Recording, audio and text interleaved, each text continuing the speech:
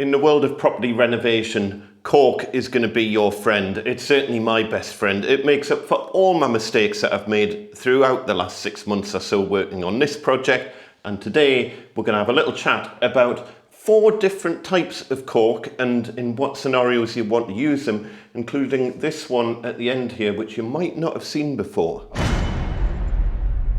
This is just my approach to things as per usual, and to kind of simplify things a little bit, I'm just going to talk about 4 different products here, and there's lots of different types of squidgy stuff in tubes that you can buy to do all sorts of different jobs, and each one has a different purpose. So for example, here's a one that I'm going to be using later on in this renovation for frame sealant. So this is like a weather resistant external squidgy material. And then here's another one. This is a squidgy wood filler. It's probably dried up, I haven't even checked. Nope, there's still some life in that. I can keep hoarding it. But I know there's going to be loads of people shouting at the screen at the moment saying, well, they're not corks. The only one that is a cork is this one in the middle that says Caulk on it. And yes, you are 100% correct. This is bacteria-resistant silicone. This is instant nails. But I guess what I'm talking about here is products that you use in the finishing stages of a renovation, where it can make the difference of whether you get a good finish or a bad finish. You know when Sarah Beanie says, oh, that's a high standard of finish in that property, she's basically saying, oh, you're good with a cork like. And that's because in the real world of property maintenance, nothing's ever perfect. So for example,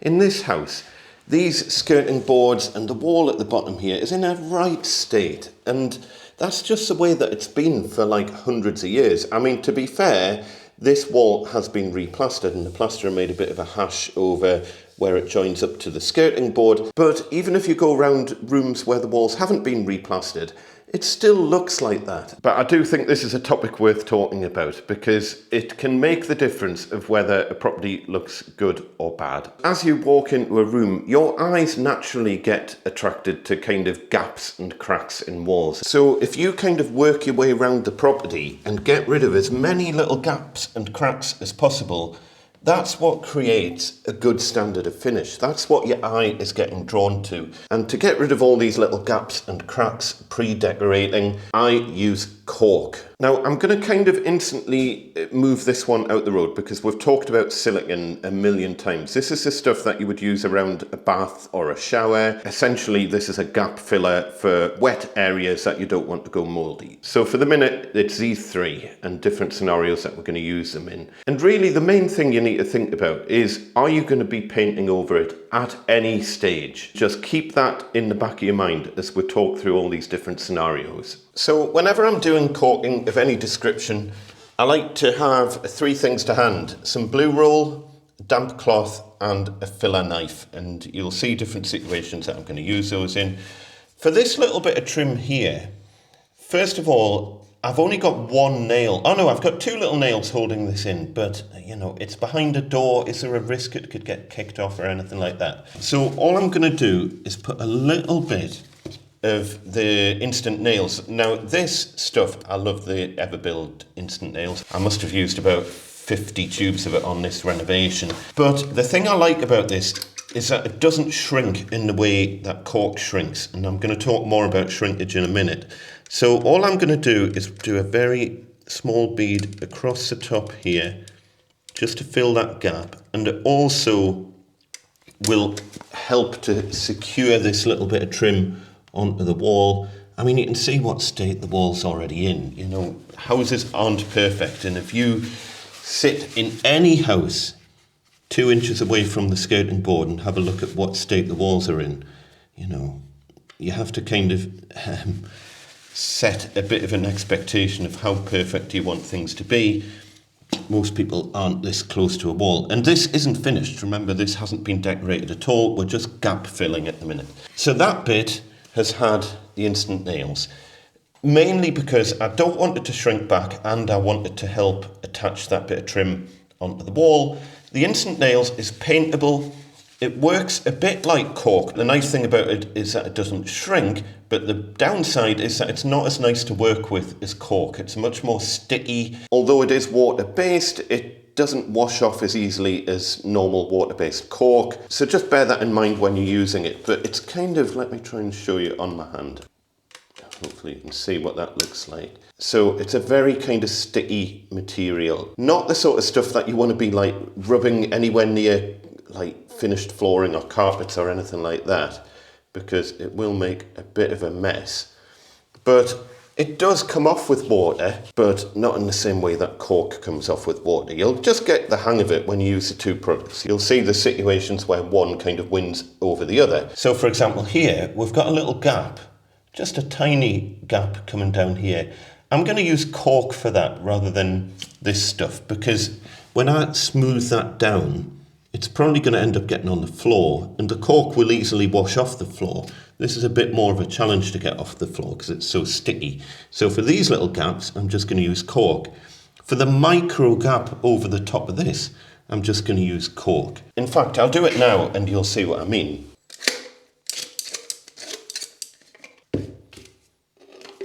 Oh, and the other thing you have to watch for with the instant nails is it's quite oozy. In other words, even once you've released the pressure on the silicone gun, it can tend to ooze out the top of the nozzle, so do watch out for that. Now, normally in a situation like this, I would let this dry before I go anywhere near this with caulk, because I don't want to muck that joint up.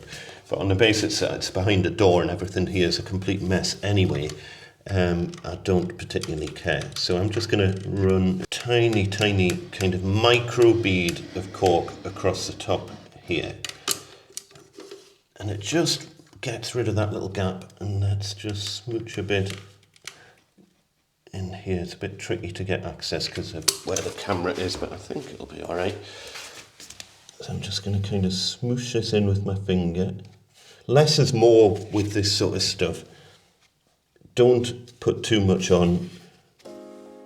I mean, as I say, we're in a situation here where it's not exactly a perfect finish in the first place, and we're behind a door, but all we're looking to do is kind of remove that micro gap across the top there, and then once that's painted and glossed and all the emulsioning's done, honestly, it'll look absolutely fine.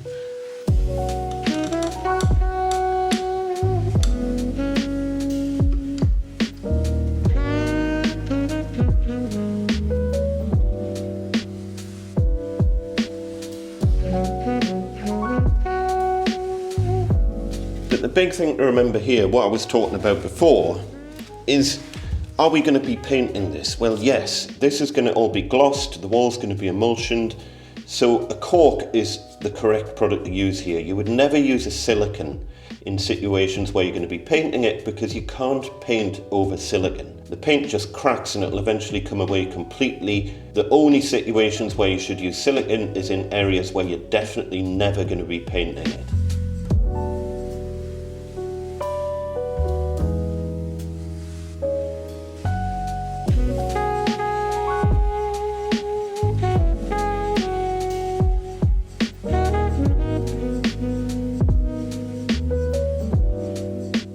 Here we've got wood on this side which is going to be painted, but then a plastic trim on this side which isn't going to be painted. So I'm still using caulk because we need to cater for the fact that this side is going to get painted. Now, in a little corner like this, can you see what's happening with the caulk? I'm not sure if you can make that out. Let me zoom right in. And remember, no normal person ever has a head this close to the corner of the room. But wherever you've got a little corner like this where you're trying to go in two directions, in other words, I want to smooth it this way and I want to smooth it this way, then what happens is when you kind of pull your finger along, it drags the caulk out of the corner and it creates like an ugly joint. So what you can do, if you just wet your finger slightly on a damp cloth and then try it, you'll find your finger doesn't stick to the caulk as much and it'll not pull the caulk out of the joint. This mess up here, that'll all get caught by decoration. Once we do the decorating and it's all glossed in and everything, you'll never even notice this mess here, I promise you.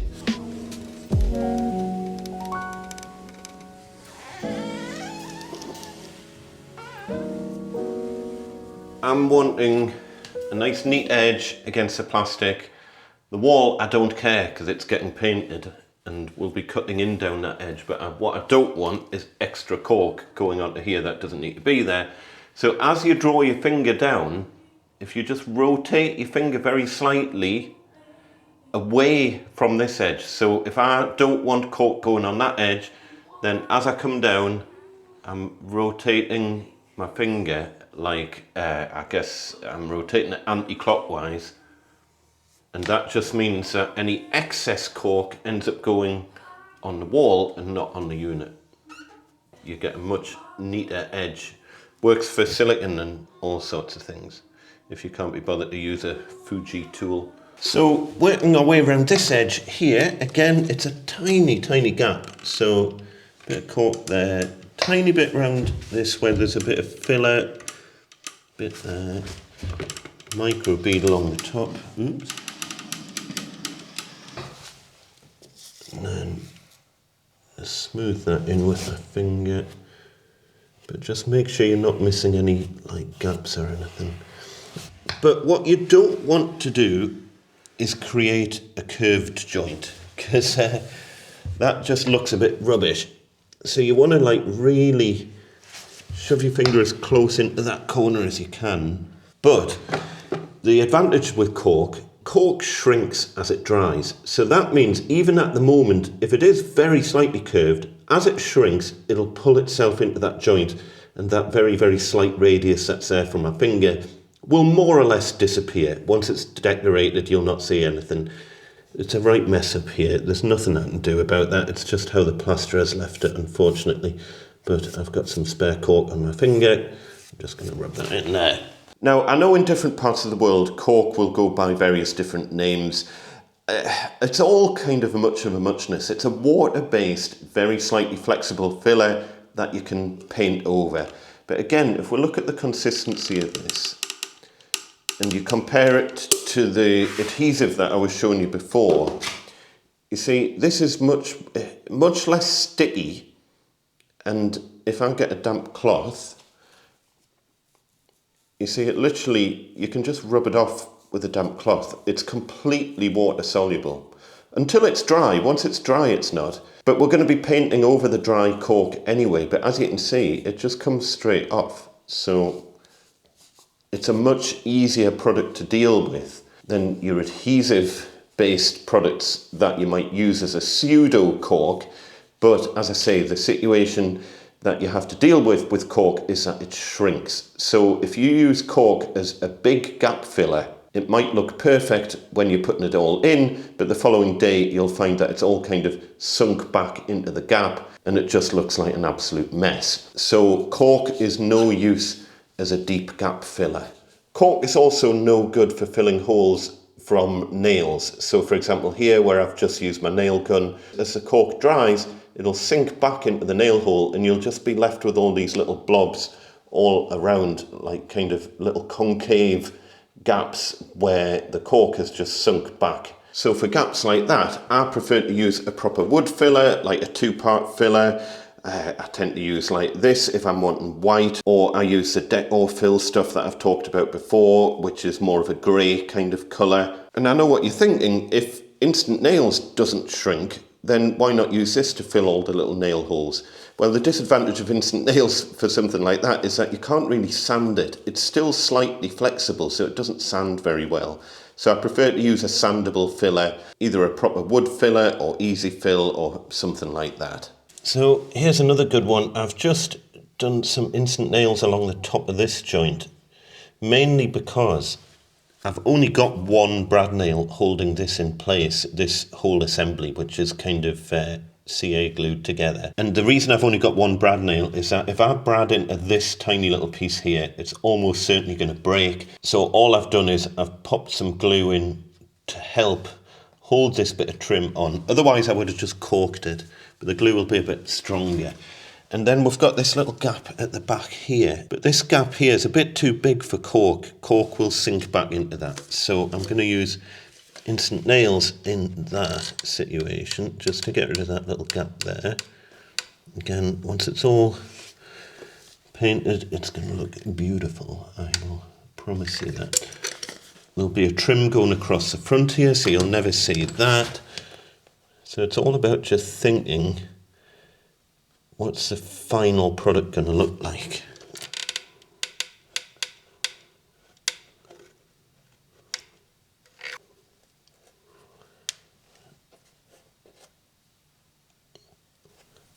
don't know if you can see, there's a tiny hole there that I hadn't spotted before, but since my head's like 2 inches away from it, I do see it.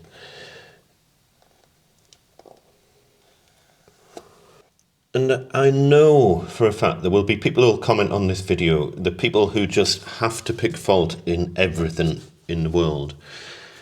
It's not good quality, by the way. I do it myself sometimes and I feel a bit bad when I do it. But most people aren't living their lives with the head this close to the corner of a piece of skirting board. And if you go around any house with your head this close to the corner of a piece of skirting board, you will notice little imperfections and faults and things. And it's all about getting it as good as you can within the realms of not letting perfection get in the road of progress.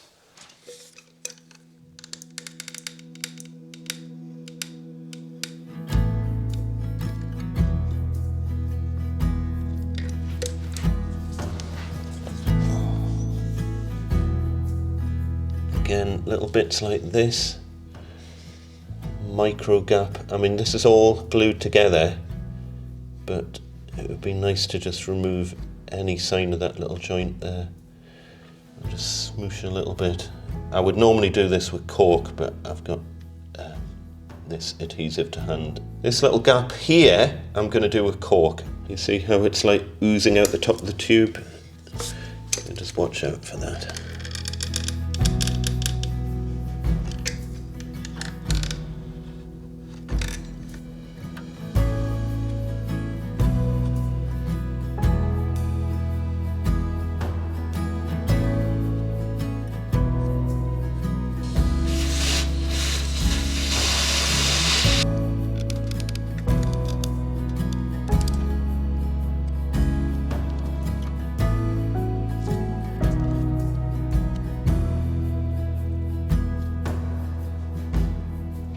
Now, I don't generally condone caulking around light switches and sockets because it just makes life a bit tricky for future tradespeople coming along. But in this situation, we've got quite a big gap underneath this light switch, so I will be caulking that.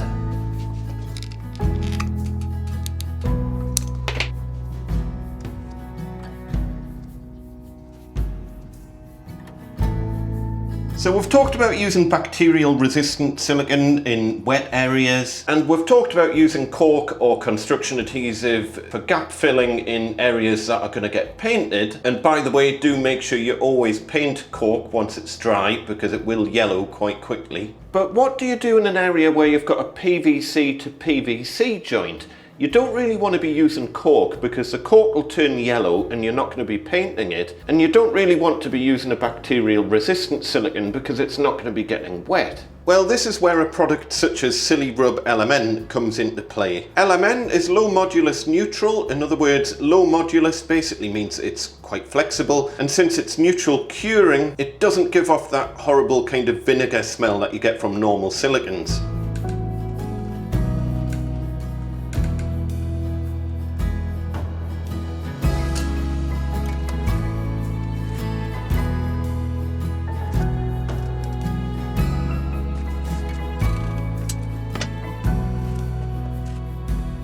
So folks, I hope you found that useful. I don't know what I'd do without Caulk, in all honesty. It covers up all of my mistakes. It's the most useful product on the planet. If you've got anything to add, any tips, suggestions, better ways of doing things, maybe better products than I've mentioned in this video, do post away in the comments below because it's always fantastic to hear from everyone. In the meantime, as per usual folks, look after one another, be nice to each other. We shall see you next time. Tatty bye.